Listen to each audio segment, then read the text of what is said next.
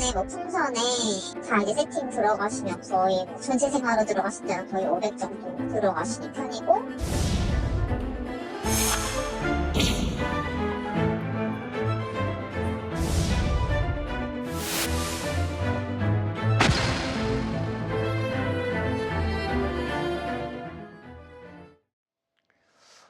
여러분 돌드매라고 들어보셨습니까? 결혼식 할 때 스드메라는 말은 들어보신 적 있으시죠? 스튜디오 촬영, 드레스, 메이크업 요거를 계약할 때 우리 호텔에서만 하세요. 우리 예식장에서만 하세요. 라고 계약서를 쓰는. 그래서 이 신혼부부들 그 비싼 비용 때문에 정말 울며 겨자 먹기로 스드메 계약을 한다. 이런 얘기 들어보셨죠? 그런데 이젠 돌잔치에 드는 비용을 돌드매라고 표현을 한다고 합니다. 그런데 그 비용이 만만치가 않습니다. 각종 비용들을 합하다 보면요.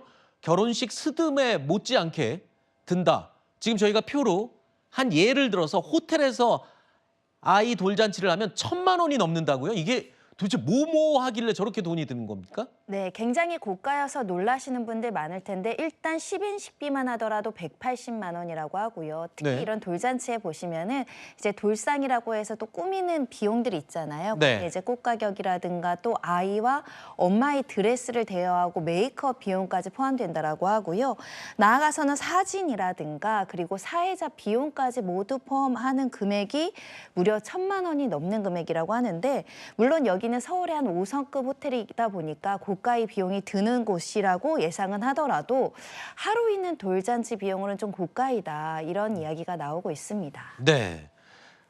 말씀하신 것처럼 이 10명 정도로 직계가족 꼭 불러야 될 어르신들과 우리 가족들만 불러도 비용이 저 정도가 든대요. 그러니까 뭐 특급 호텔급이라서 비싼 것도 있다라고는 하지만 그렇다고 해서 하객을 부르기도 그렇고 요즘 돌반지 가격이 어마어마하잖아요. 금값이 비싸서. 그리고 초대를 받더라도 가는 사람도 부담입니다. 이런 상황에서 글쎄요. 이러면 어떨까요? 식대는 어쩔 수 없다 칩니다.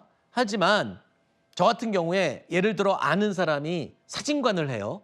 그러면 친구한테 야, 우리 애기 돌잔치인데 네가 와서 좀 찍어줘 라고 해서 사진은 좀 빼주세요 라고 할 수도 있는 거 아닌가요? 그런데 여기엔 또 패키지로요, 제휴업체만 사용 가능하다, 이렇게 그래요? 안내를 하고 있다라는데요. 지정업체만 해야 되는 거예요? 그렇습니다. 외부 업체를 특별히 이렇게 따로 약정을 하는 경우에는 오히려 비용이 더 드는 구조라고 합니다. 실제로 제휴업체가 필수이고 이 필수 여러 가지 내용들을 포함해야만 예약이 가능하게끔 설정되어 있거나 그렇지 않는다고 하더라도 비용이 더 나가는 구조라고 하다 보니까 이 돌잔치를 이용한 부부는 금액도 부담스럽지만 또 이렇게 다른 어떤 제휴업체를 이용하는 것까지 안 되는 것은 조금 부당하다, 이런 목소리가 나오고 있고요. 과거에는 돌잔치 상 같은 거 대여업체들에서 많이 빌려줬거든요. 그러다 보면 대여업체에서 따로 빌려서 우리가 셀프 꾸미기를 한다면 좀 더 비용이 절약하는 거 아니야? 라고 하지만 또 안 되는 업체들도 많은 모양입니다. 네. 이 돌잔치에 1,000만 원 이상 든다는 것도 놀라운데요. 그나마 이것도 예약을 하기가 하늘의 별 따기라고 합니다.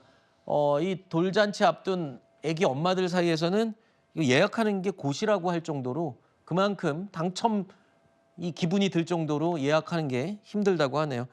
일단 뭐 요즘 뭐 많이 낳지 않잖아요. 나 하나밖에 없는 내 아이에게 좀 뭔가 좀 최고로 잘해주고 싶어하는 부모들의 마음을 이용한 이 프로모션 상술이 아닌가, 이런 아쉬움도 듭니다.